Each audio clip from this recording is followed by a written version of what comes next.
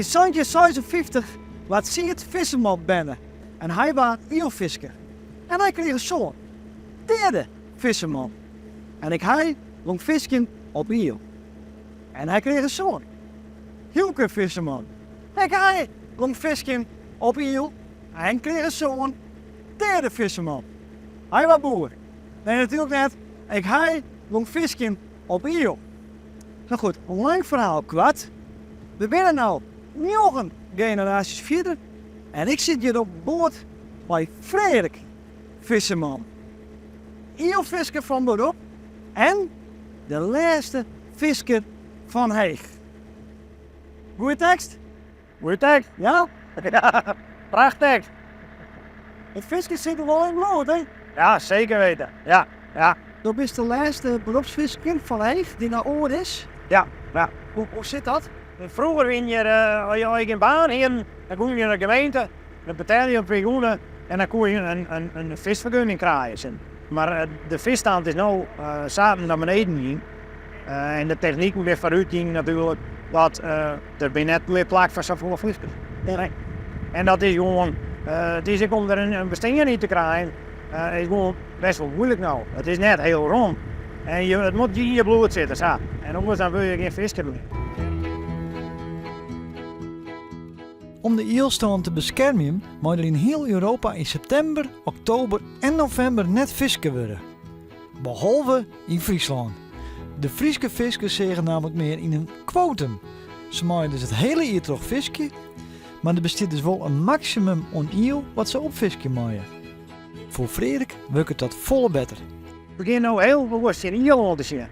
Vroeger werd het van, vroeger, ik zou wat denken, nam je alles mee en dat ging de handel op. Want alles is wel geld worden. Maar nu zie je echt van, wat levert mij het maximum op?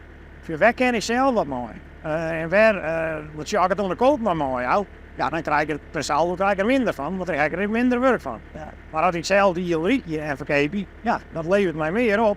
Maar die eel moet er wel geschikt voor zijn. Dus een eel is die er net geschikt voor. Die gaat beter weg op. Want zo dit was heel weer is juist. Eigenlijk zit dit niet, dit is mijn spaarpot eigenlijk. Als je een bankje houdt, je rente. Maar dit, dat geldt een hele beste rente. Dat zou ik niet vertellen. Als je afstoot dat zo'n beetje behandelt, door die eel, daar staan we even rondgewoest. En things van die komt over hier waar, alle die erop. Ja, nou, dat werkt. Nou, daar ben je gewoon achtergekomen. En dat is heel mooi om te zien. Ja. En ze kunnen dan weer vertellen per eel, dus dat dan vast. Eigenlijk wel. Dus dat wordt zo, eigenlijk moet je zien, voor elke eel die is vangst, wordt het maximum prijs krijgen. Ja, en dat is dus wat ik met motoristen en wat workshops en een beetje... Dat is wat er bij komt.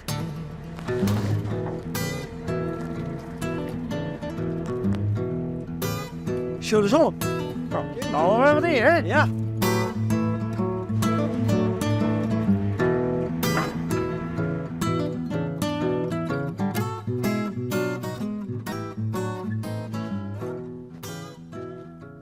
En je bent er zo? Ja, dit is mijn plek hier. Zo. Ja. En dit is de 10e generatie? Ja, dit is de 10e generatie. Ik weet nog nooit naar de peuking geweest. Nee, ze was weer 14 jaar. Ja, dit is, ja. Zij kan letterlijk visker worden? Ja, als zij een ambitie te heeft, dan kan zij visker worden. Ja, dat kennen we zo. Ja. En wilst de 10e generatie visserman nog even wachten mat, is de 8e generatie nog altijd druk dwaan. En zo moet je hem nog altijd wel graag even helpen? Ja. Ja. We hebben altijd druk bij geweest.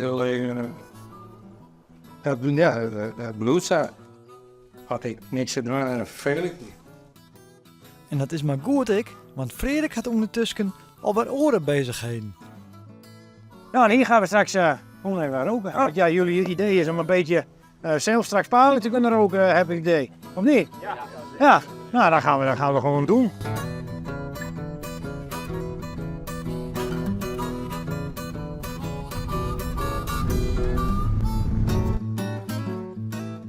Dus hoopst we het nog wel even vol te houden, Frederik.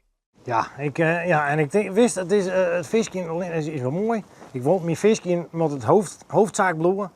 Maar dit erbij, dit vind ik prachtig werk. Ik wil meestal zien laten en wit laten hoe het in zijn werk gaat. En mooi zien laten. Het is een prachtig beroep. En wat er bij omheen zit ik. Je kent zo'n soort man. Dus als je maar creatief bent, dan zorg ik dat wel zitten. Dus ik zou zeggen,